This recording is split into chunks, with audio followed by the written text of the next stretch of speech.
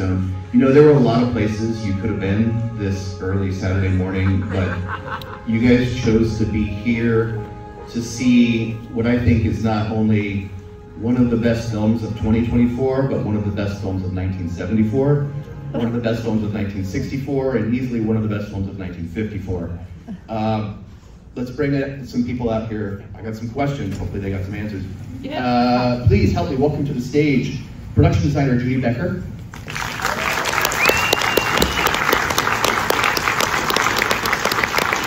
Composer Daniel Blumberg.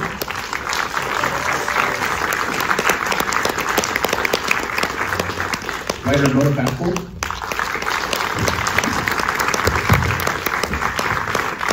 Felicity Jones.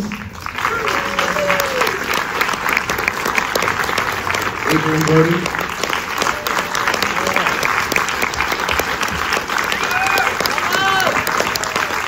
And director Brady Corbet.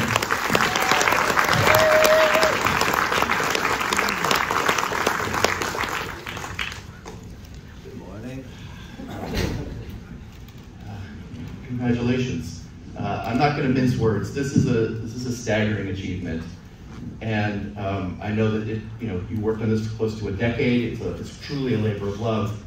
I'm curious where your interest and Mona's interest in brutalist architecture, your first exposure to it, and the psychology behind it started, and if there was a certain spark that kind of drew you guys to telling the story. Yeah, Mona's grandfather's an architect, and my uncle is an architect that studied at Taliesin West in Arizona. I think we were, because we came from architecture families, we were, interested in doing a film on the subject, because there's not so many actually, and one of my favorite buildings in New York, formerly the Whitney, then the Met Breuer, and now I don't know what it is. Marcel Breuer's building here, for me, is one of the great buildings in New York City. I, of course, am a fan enough of brutalist architecture that we decided to make a movie about it. But I was also sort of fascinated by the fact that these buildings that still feel incredibly contemporary and vital, come from the post-war years of the 1950s, and how post-war psychology and post-war architecture sort of march in lockstep, and there's something, especially because the 1950s are so I Love Lucy. There's something so wild about thinking that these incredible creations, come from a period that's sort of mostly marked by that sort of cozy aesthetic. And so, yeah, and any thoughts on brutalism? No, I think you covered it. I think also Brady and I write a lot on intuition, like most people do. So that was, that's what drew us to tell this particular story. But then once we started writing, it's a bit of a feeling of being possessed by a story that you just can't help but to tell.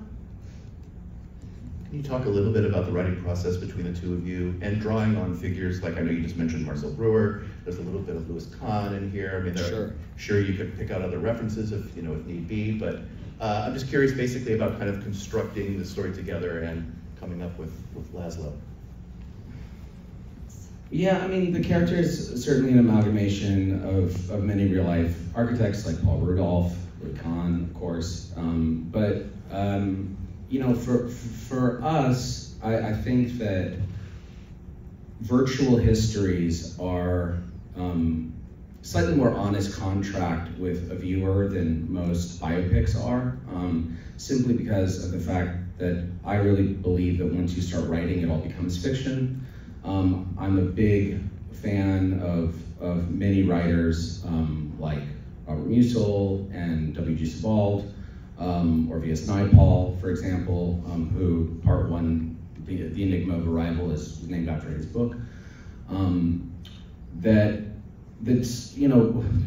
it's for me a way of accessing the past without having you know, to pay tribute to someone's life rights. And so there's a way of evoking the era that you know, you're just less of a slave to those details. And I also think for viewers, it just gets them out of their head, kind of going like, well, is this how it really went down with Napoleon? What does it look like? it didn't go down that way. I mean, I don't want to say anything bad about biopics, because I know that you've both done very wonderful biopics, but there is a tendency, I think, for an audience member to be like, well, how accurate is this? Or did they get this right? Or would he really have said that or done that? Whereas this is something, I mean, you're getting at much more substantial, profound stuff than just trying to relate the details of a single life. I mean, it's a much broader experience that I think you guys are getting at here. Which is probably a good lead-in to talk about your performance, Adrien. I'm curious, what was your first reaction when you got the script and read it, and if there was a certain element or a key that kind of helped you unlock Laszlo? I mean, I know there's a personal connection to this as well, but... Well, the main key is a beautifully crafted character and story that Mona and Brady created and presented to me, which was incredibly moving and is, unfortunately, incredibly rare. I'm sure you don't feel that you've seen a movie like this in a long time, and I'm sure many of you see many films. And I've been fortunate to work my entire life in this profession and dedicate my life to this and yearn for these opportunities, and they very infrequently come about. So the creation of something so fully formed and nuanced on the page, and then to be guided by a filmmaker like Brady, who has a care for performance and actors and vast intellect and visual storytelling that's so unique and speaks to all these greater nuances within architecture and again, how you mentioned post-war psychology affects the creation of these indelible structures that live on in our lives, and to give context to those structures in a way that's both artistic and speaks to you know, the character I portray. It's just layer upon layer for me to inhabit. And then, as you mentioned, you know, I do have a personal connection to this, which I don't know if many of you know, but my mother is a Hungarian immigrant and is an artist and quite a successful photographer, a New York photographer, and her journey, and more importantly, the journey of her parents, my grandparents, was not dissimilar to this, where they were quite successful, and my grandmother spoke 5 languages, and both of my grandparents had wonderful jobs and beautiful home, and had to flee Budapest during the revolution in 1956. And they were refugees in Austria, and then finally immigrated to the United States. And that journey of starting afresh and essentially becoming impoverished to a certain degree by not finding employment. It was very difficult for my grandfather to find employment, and I you know, I don't want to go too far down that path, but it's such a deep-seated memory for me, and such a sacrifice that I had never taken for granted, and to be honored with the opportunity to embody that journey that does not only reflect something personal to my ancestors, but to so many people, and the complexity of coming to America as an immigrant. All of these things are so meaningful and so important to tell, and all allow greater immersion. And so it's just, I feel very, very fortunate to be here, and very fortunate that the film has been received so well, and also collaborating with wonderful people who are also bringing so much truth to their work, and that's what this is. It's the confluence of all of these creative elements, and we're the recipients of that, and we get to pass this on, and I love the permanence of the film, just like the permanence of architecture, and so it's really, really quite wonderful.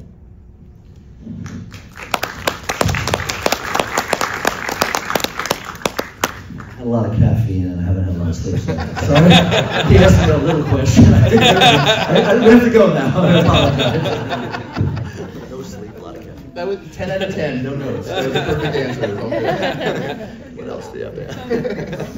Felicity, I want to ask the same question of you. Just the first reaction to the script and finding your way into Urja Bay, and then you could both talk a little bit about establishing this relationship. I mean, their marriage, their coupling hangs over the first half of this film, and then when you finally meet her and you get to see them together as they kind of try to reconnect after this long absence, it's fascinating to watch that unfold on screen. I'm very curious about the process.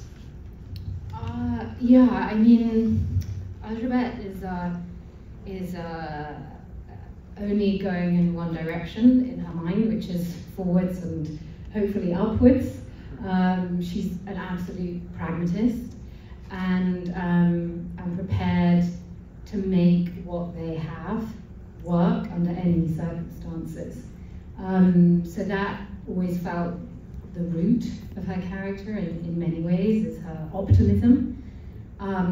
But for her, underpinning everything is this love that she has for Laszlo and for her niece, and that is in many ways her guiding lamp, which you feel has got her through many difficult experiences. But in terms of the script, I don't think it even changed from when I first read it to performing it. I mean, that never happens.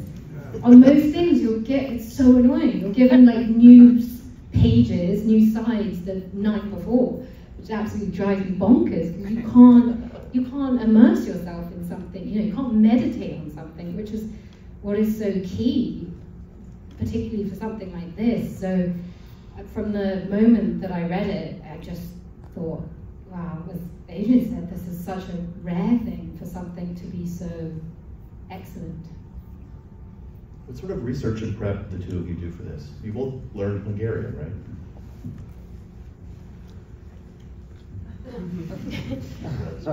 Yeah, I mean, with something like this, I feel like the preparation is everything.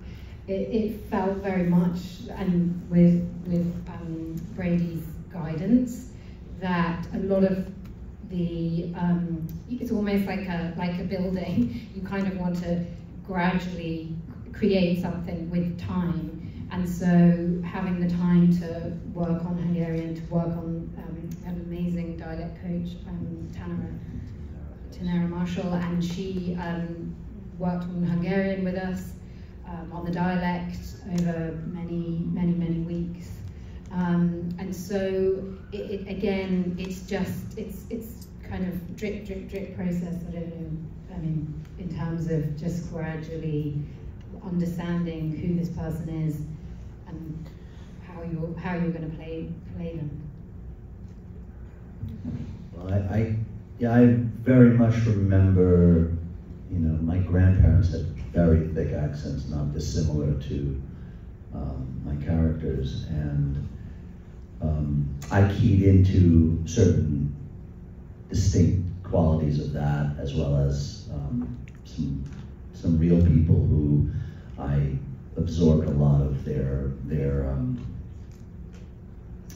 because it's more than just working on a dialect. It's not like saying, there are many ways you can portray a New Yorker, for instance, from socioeconomic backgrounds and neighborhoods within different boroughs, and it's very hard to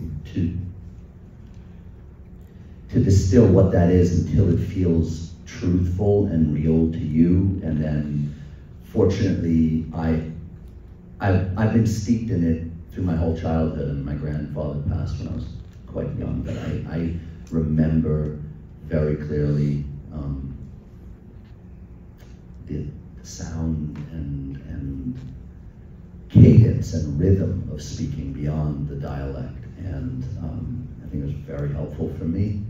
And also, which was a wonderful luxury, it was a bit of pressure, but we shot in Budapest, even though we shot Budapest for Pennsylvania. But I think that was very helpful because I was surrounded by Hungarian crew speaking, English. And so I both had to kind of live up to a certain standard to not, step on their language and not be too overtly anything that was kind of comical, but had to be quite arched because it's what it sounds like.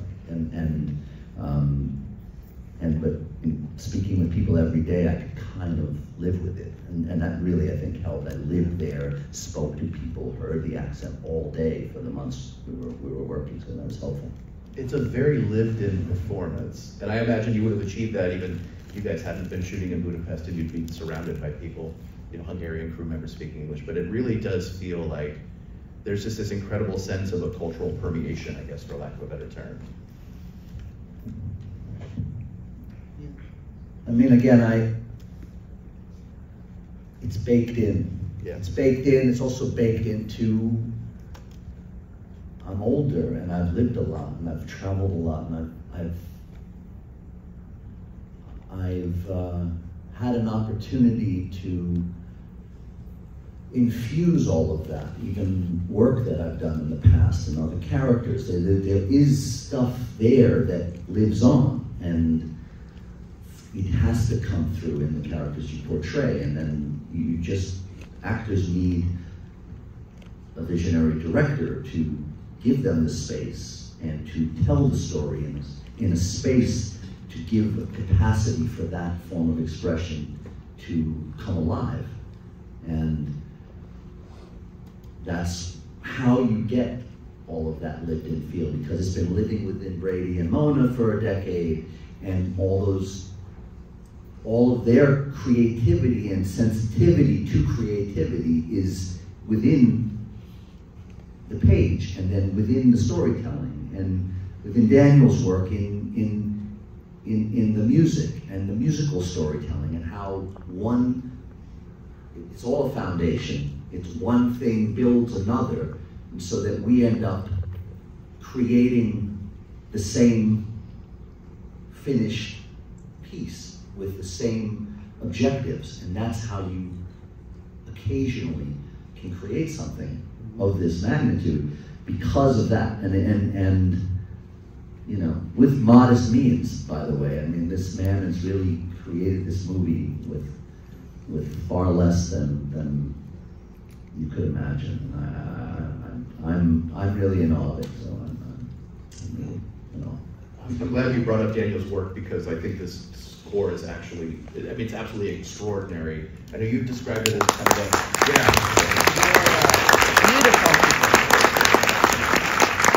I think, correct me if I get this wrong, but I think you had described, when you had talked about conversations that the two of you were having, and you said you wanted a combination of something that was both maximalist and minimalist. Can you guys both talk, but specifically Daniel, about composing this score and making it such an integral part of this film? Well, I was really appreciated Brady asking me to do it. We've been friends for many years, about 10 years. So we've had a dialogue about all the music and since we met. And I went to the set a lot to work with Brady, and we were kind of living together during the shoot. The first day of the shoot was the jazz club, so it's kind of music from the start. But yeah, it's the result. For me, it's like the result of our friendship,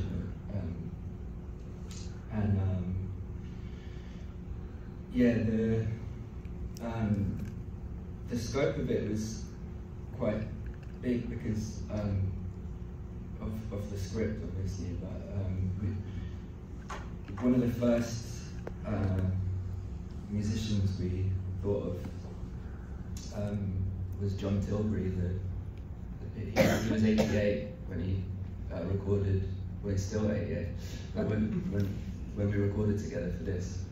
And that was someone that came to mind as soon as I read the script.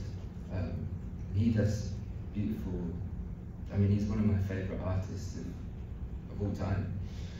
His kind of, yeah, I guess that's maybe some of the minimalist stuff you're referring to. And then there's that kind of bigger, like lots of brass and, yeah, maybe you can talk about that quote more. No, I mean, I think that basically the thing is that for about 90% of the film, the building remains uncompleted and unrealized, and the whole movie is about that. You know, you're waiting on the Airjet to arrive, you're waiting for this building to be constructed. Brutalism for me, part of what it really, the appeal is specifically for me, is its radical commitment to both minimalism and maximalism. I mean, I don't like personally anything in between in any medium. And you know, I had no interest in doing a score where someone like fell asleep at the synths, and Daniel and I just, you know, Daniel did the score for Mona's last film, The World to Come, and you know, we've all been working, and we also just made a musical together that Mona directed over the summer. That'll be out next year. But you know, we're like family, and you know, like Daniel is an extension of our family. My daughter is 10 years old. He's known her since she was an infant, and the conversations are just, you know, we're close because we have so much in common and some similar sensibilities, and so yeah, it was a very organic, very natural process working on it. It is really extraordinary and like worth noting that there's 100 minutes of score in the film, and it was like the film itself. I mean, Daniel's budget was like zilch, as was Judy's, to you know, design a film about design, and then, you know, I mean, you know, every single, you know, thing, you know, whether it's like, okay, well, you know, for close-ups it can be leather, you know, for ultra wides it can be pleather. You know, there was like every single detail had to be accounted for. It was like, we can do the ceiling, but we can't do the floor, or we can do the right wall, but not the left wall. And, you know, I think that I like those limitations personally. Like, I would have liked to have a little bit more money for this film, but not tens of millions of dollars more. Like, I would have liked to have an additional $1 or $2 million, which would have made it a lot less painful and uncomfortable to make. But the truth is that I think a lot of those restrictions sort of forge its shape. And for me, more is not more. It really is not. And so, you know, I think that Judy comes from this background of work. She's worked on some of the most iconic American movies ever. She did Brokeback Mountain with Aang. She did Carol with Todd, as well as I'm Not There. You know, and then when Judy reached out, and all of David Russell's movies, and you know, she's really, you know, it's like really like iconoclast. And I just, when she reached out to me and said, you know, like, I want to do this movie on brutalism, like this is really my shit, I was like, I was just over the moon about it. All right, let's talk about this. Let's talk about how this is your shit. It's amazing to think that not only did you design, like, to look at the inside of the Institute, or the room, the Van Buren room, or even the New Jersey furniture store, how immaculately designed these things are, and then to think that you had to do it on this very skint budget. Can you please talk about going into that process and how you managed to make this thing look so extraordinary? A lot of it was about knowing where to put the money, the little money that we had. So one big thing that I wanted right from the beginning was to have the furniture store look super American, like the furniture in the furniture store. So it was a bit of a, what's the word? Conversation with production. That's a good word. Because I had my set decorator who came from Canada, who'd done Brokeback Mountain with me and some other movies. She came to Hungary, but in Canada she shopped all this American colonial style furniture that we all know what it is because someone in our family had it in their house, and you can't find it in Europe. And I did have to go through the process of looking at all the furniture in the Hungarian prop houses, and they would show me things that were sort of similar, but not really, like it did not capture that. So Hattie Kucha, the decorator, filled a container of this stuff in some vintage wallpaper, and we pretty much did the furniture store and the apartment above it with all of that, with the container that arrived a day before we were shooting it. Not on purpose. There's so much more to talk about with this film, and we've run out of time. So we're all going to meet back here next Saturday morning. Again, and then we'll continue this conversation. But meanwhile, thank you guys so much. Thank you so much for this film. Thank you guys. Today you watched the DVD, and it's an accurate copy of the film. But if you want to see the film is on 70mm. It's playing all day on October 12th. Even, people want to see an hour of the print or whatever. It is a very unique experience to see it that way. It was shot on a large format camera. I really encourage everyone to seek it out, if you had an interesting experience. So thanks a lot. Good job.